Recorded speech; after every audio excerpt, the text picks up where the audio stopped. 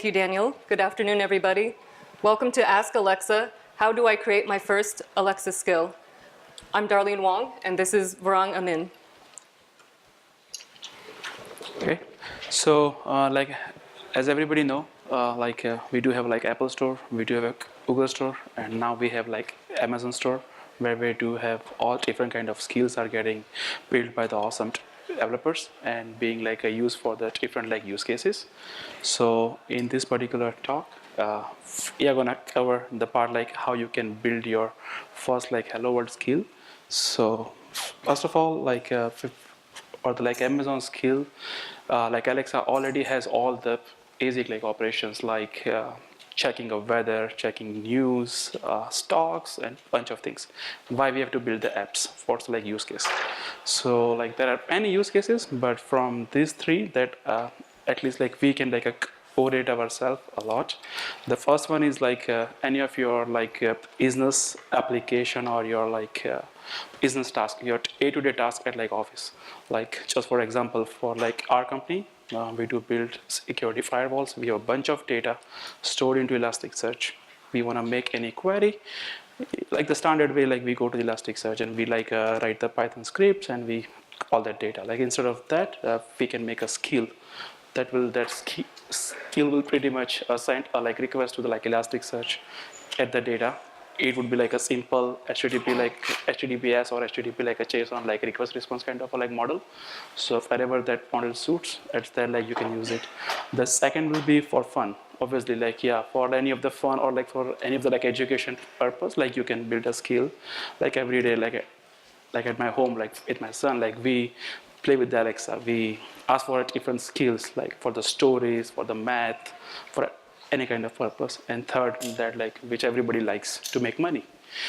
So like you can make a basic skill for any of the utility, the way we have it for the like Apple Store or for the Google Store, and like you can add the like advanced feature and like a charge for like your skills.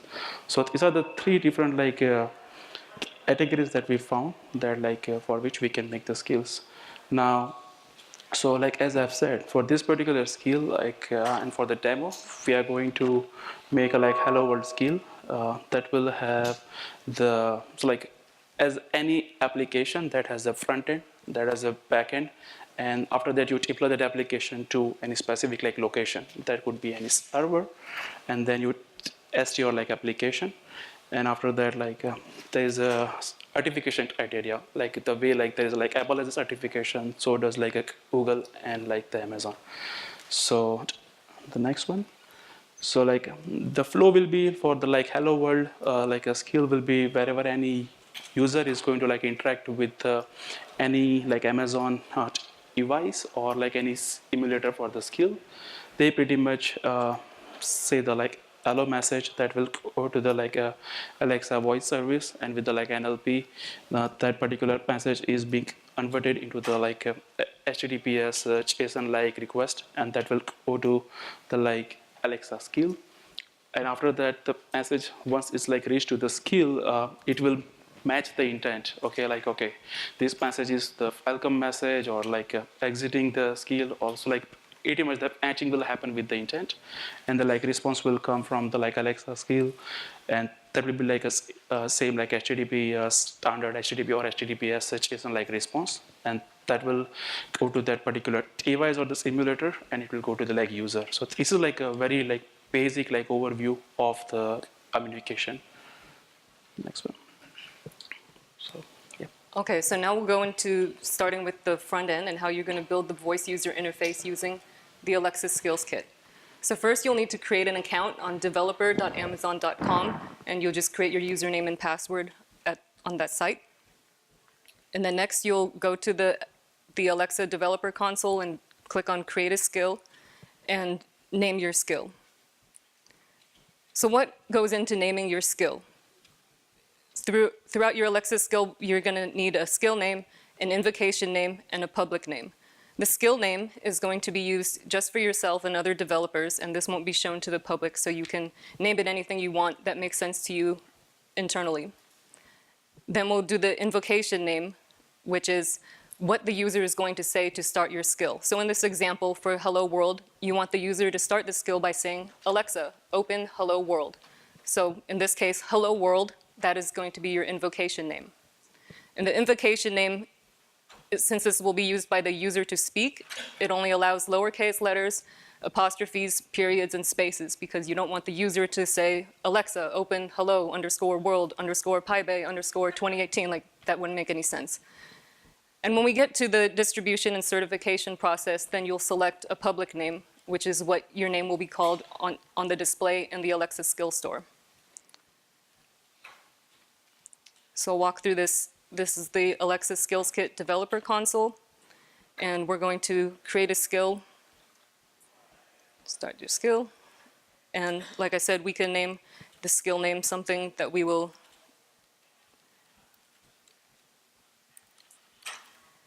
just use for ourselves. And then you click the Create Skill button.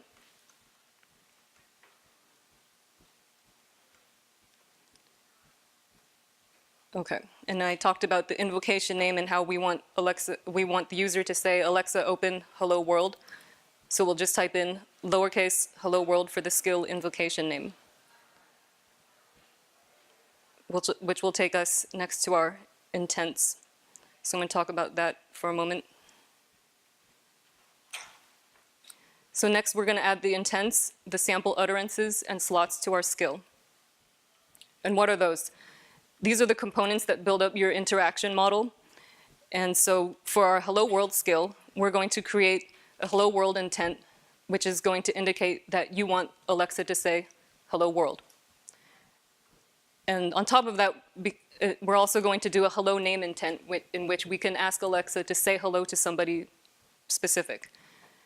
And in addition to these two custom intents that we're going to create, there are 4 required intents, which is the help intent, cancel intent, stop intent, and fallback intent, which the user can use to ask for help, to cancel a request, to end the skill.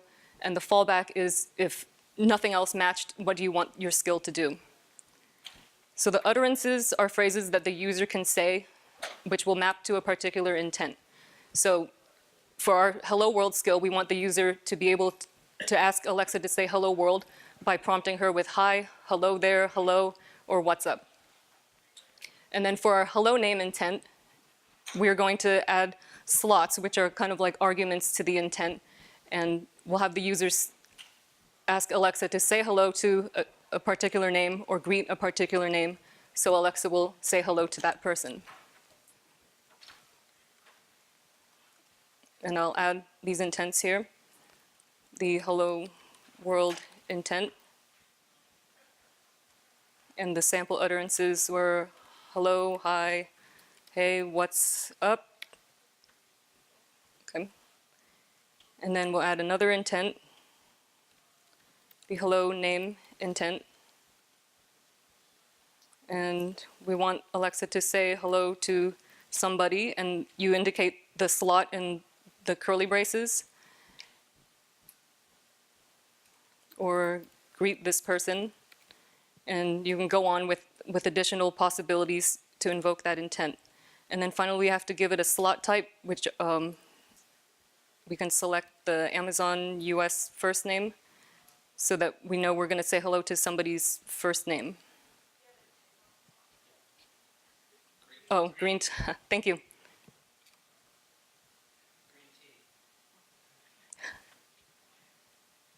Okay, so we'll build the model.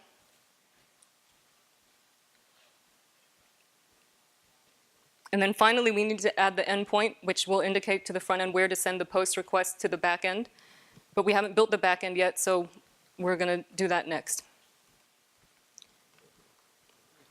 So as all the applications has a backend, like for this particular. Oh, sorry. How about now? All good? Mm-hmm. Okay, perfect. So yeah, so like as I've said, like all the application has a backend for like this particular app. The whole idea is like Amazon already has like a different like SDKs to build the backend. They do have a C#, Code, Java, JavaScript, and Python. That's what we want. Okay, so now like with that, like you can create basic function to just map like each and every intent that like Darlene has like pretty much shown, and like you can also generate the like endpoint that like it will like demonstrate like how you can correlate that endpoint information into like your application. And after that, so like for our demo, like if we have used the Flask ask, and like Amazon also has like Alexa skill set kit, which is into the interface. Like you can use like either of that to build like your first app. Okay, so to get started with, is this still on? With the Flask Ask framework, you need to set up your virtual environment and do the pip install of Flask Ask. And in my experience, I found that I had to pin the version of the cryptography library, otherwise I ran into issues at runtime, so your experience may or may not be the same. And so now let's get into, finally, the Python code for Hello World. We start off with the usual imports, and Flask Ask is implemented as a Flask extension. So we're going to import Flask and initialize a Flask application.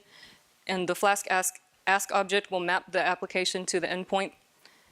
And Flask Ask gives you a decorator, the ask.launch, which will map your launch intent to your launch view. And this is the launch intent is used for when the user starts the skill, kind of like on a mobile app when you have the splash screen, so you just kind of had some feedback that you clicked this and you know which app you've entered into. This is the text that she will speak that you will know what skill you have launched. And now we'll create our hello world intents, mapping to the hello world function that will just return the speech hello world. And then for our other intent, the hello name intent, this one took a parameter of the person's first name. And if for some reason they didn't speak a name, the default will be world, so she would still say hello world. And then these intents will return either a question or a statement for the response. And the question means that you're going to continue the conversation, and so Alexa is going to continue to wait for you to make more requests. Whereas if you return the statement, as in how we have here on the stop intent, it will exit the skill. So for this stop intent, if you say you want to stop the skill, then she will say goodbye world, and then your session will be closed. There's also the help intent, in which we've added the text that you want when the user asks for help, if they got stuck in your hello world skill and they didn't know what to do. And then the session ended, which will return the final response.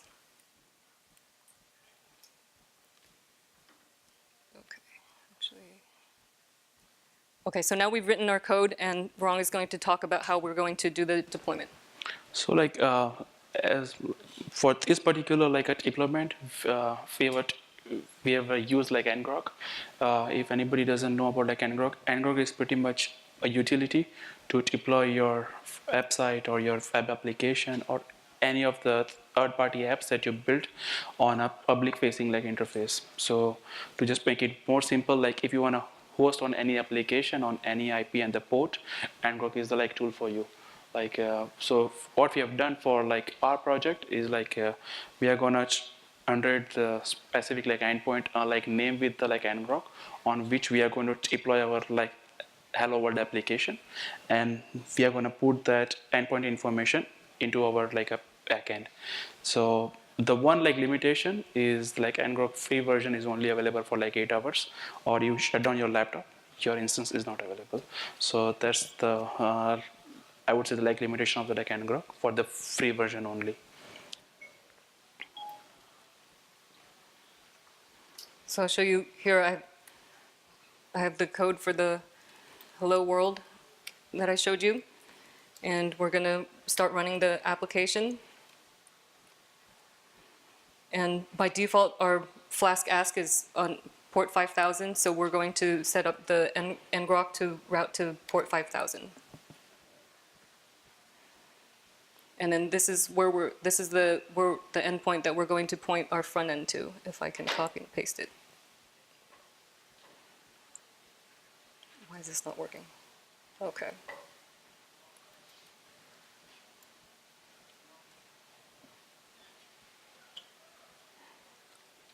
So like as you can see, yeah, like we have copied the endpoint information, and we are mapping with our backend. And for using ngrok, you need to select this SSL certificate type. My development endpoint is a subdomain of a domain that has a wildcard certificate from a certificate authority. Okay.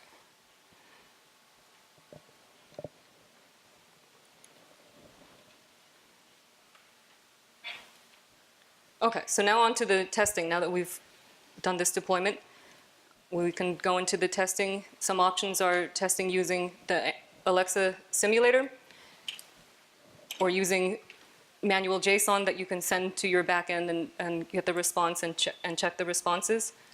And there's also a EchoSim browser tool.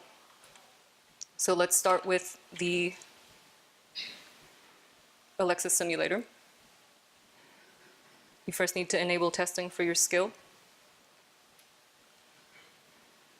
Open Hello World.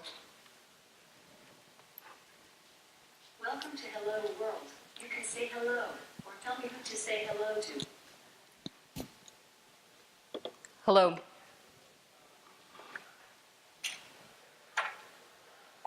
Hello.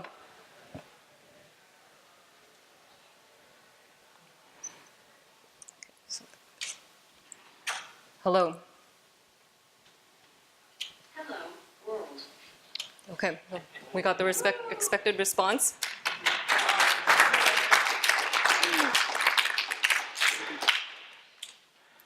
And you can see the logs from your Flask application with the responses. And so that was our hello world intent, and we can also test our hello name intent. Say hello to Daniel. Hello, Daniel. Hello. Say hello to Grace. Hello, Grace. Okay. And so you can take some of the JSON that you've seen here on this dashboard and save it for future automated testing. And there's also this EchoSim tool that you can use, which will also do simulations of if you had your skill with like different colors that light up on your device, and it has other features. I haven't really played around with it too much, but that also that's another option that you can use for the testing. So like as like earlier I've mentioned, like we have used like ngrok. Like if you want to build your skill and if you want to have it up and running for like a long time, this is like one of the like utility that I've like learned from PyCon Canada. There's a one tool called Lapa. So with this Lapa is pretty much serverless, like event driven Python application deployment tool that like we can use. So like the way I say like a serverless, it doesn't mean there is no server, but there is no static configuration of the server. It's like all taken care by like that dynamic server like allocation. The another beauty of this APA is like it will do the like horizontal scaling, so you don't need to worry about like a load balancing or like anything. And the best and the use case that like we like, so like it will take care about if you're deploying your application to like AWS, it will take care about all the like S3 bucket and like the API gateway, the CloudWatch, and like everything. So you don't need to like configure like anything. So like in a online, if I have to say, if you have an application with so many dependencies that you want to deploy to a specific like endpoint, like this is a very good like a utility to try. So next one, yeah. So like how to like install this APA. So like you pretty much need a virtual environment. Like any standard Python module, like you can install this tool, APA.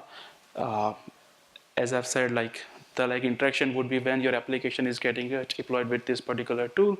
Like let's say if you're accessing the application from a web browser from here, the like request will go to the like API gateway and the like S3 bucket and your like Lambda function and SEPA and to like your application, and the same route the like response will come back. So like what do you need to tell SEPA like about your AWS account, there is always like the configuration file like involved, which has like all the information about like your like AWS account, like S3 bucket, and like everything. So the next slide. So yes, like this is the like a sample of the like configuration file. If you have to like edit the file, like you can do this Lapa init, and then like you can like initialize, and like once you have to deploy, you can do this apt deploy like your particular like application instance. And you can also do the like update for that particular same instance for any of those packages as well. And this is how it will look after you do the like a deployment of your application to the like AWS.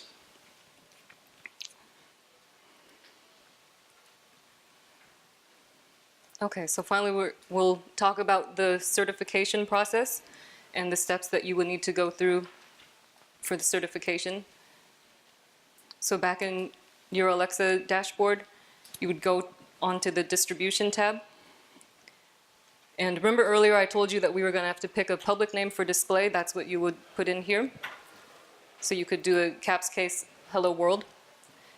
And we're not actually going to go through certifying our hello world skill, but I'm just going to show you the kind of questions that you would have to respond to. You would have to enter a short description and a long description, along with some example phrases, so that way when the user sees your skill in the store, they kind of have an idea of how to use your skill and what your skill is used for. And you would add a small and large icon, which again would also be for display in the skill store. And you need to categorize your skill somehow with all these different types of categories available. Then there's optional adding some keywords to help with the SEO of your skill and adding your privacy policy in terms of use.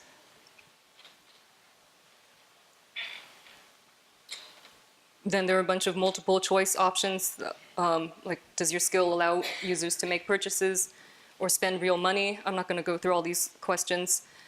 Only the testing instructions, these are for the Amazon employee that is going to be testing and certifying your skill, so they will know how to use your skill, what kind of test cases they should be trying.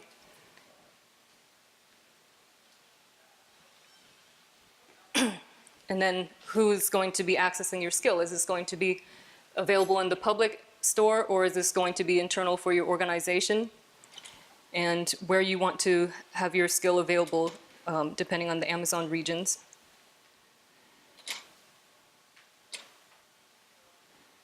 Okay, since I didn't do any of this stuff, we have a lot of fixes required, but if you were really going to certify your skill, these should go away. You should fill out all those questions, and then you would run the validation, and then go to this next tab to run the functional test, and finally do your submission for review.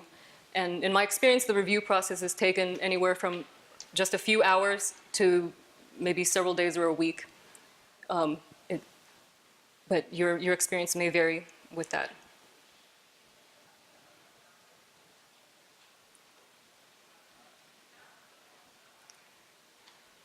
So that's it. Thank you for coming and learning how to build a Hello World skill using Alexa and Python.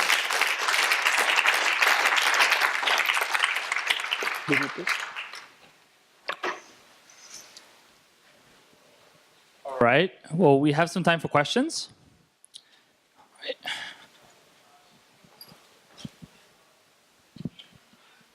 Thanks. Great presentation. What if I do not want to make it public? I just want the skill for myself, for my personal Alexa and nobody else.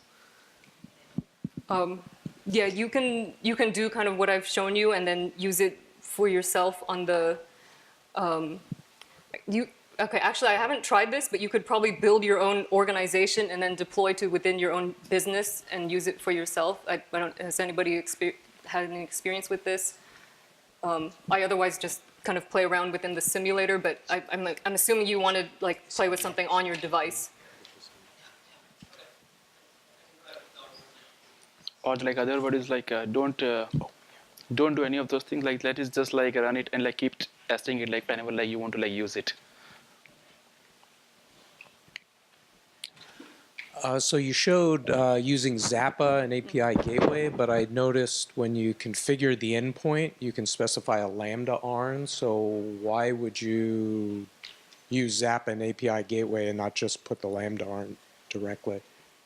You could also use the Lambda ARN as well. I just found that with Zappa, it was easier to package all the dependencies, and it just did it all for you. It packaged all the dependencies. If you do Lambda directly yourself, you have to go into your virtual environment, figure out what all your required dependencies are, package them, upload all. You have to make a zip file, bundle this, put it into your Lambda, and then get the ARN. But I usually found I missed some dependency somewhere, Sure. So so yeah, your mileage may vary, but that is definitely valid. You can just use your Lambda ARN directly. Just FYI for everyone, I don't know Zappa, but I know Chalice. And you can do a pure Lambda without the API gateway, so it solves the problems you're describing. So there are other serverless frameworks that you can just put together a Lambda and say just deploy it.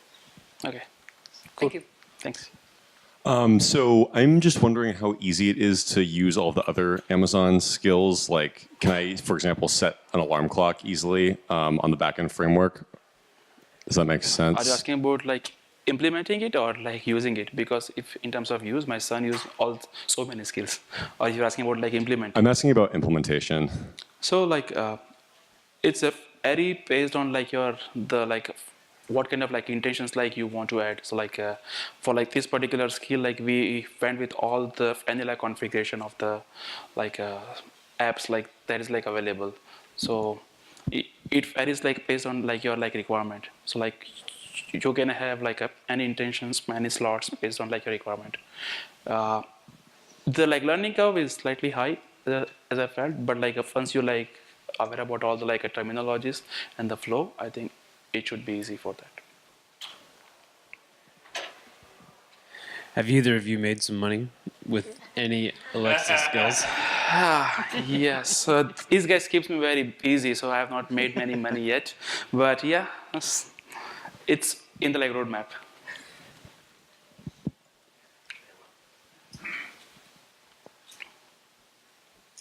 Do you happen to know how the device will handle the invocation collisions?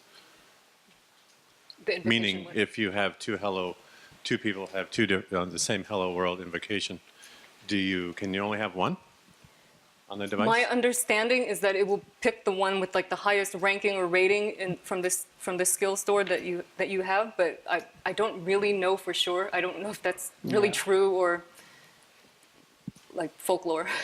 Yeah. I have one question. Oh. How do you keep track of context when you have the same user coming back for multiple follow-up questions and? That was going to be my question. Thanks for asking. So I haven't actually tried this, but I think you can get like the device ID, and you can track. You can save sessions as well, so the user can go away and return, and then you can have some knowledge about the user. I think through the device and the device identification. Not sure, like if you have like 4 people within your house using the same device, I don't think there's any way to track that, as far as I know. Yeah. The question I was going to ask a question very similar, which is, but instead, like with regards to follow-up questions and stuff like that, how do you remember state? How do you persist state? Yeah, so you can save some information into like if you we didn't do anything with the database, but if you use something in DynamoDB and you stored some information there, and like I said, I haven't actually tried that, but my understanding is you could map some stuff to your device ID and your stores information about your session in the database, but haven't actually tried it. You can't store cookies in this environment. You can't store cookies in this environment, right? Not like, this is basically a web interface that we're dealing with, right? So the way you do that on the web is you store cookies in their browser, but there's nothing analogous to that, right? I don't know what it's like for Alexa, but for Google Home, I've been kind of playing around with it. They have the kind of equivalent of a cookie. They have like a UUID, which is your session ID, and that persists over time. Yeah, but there might be something similar for Alexa. Yeah. Anyways, thank you very much. That was really great. Thank you.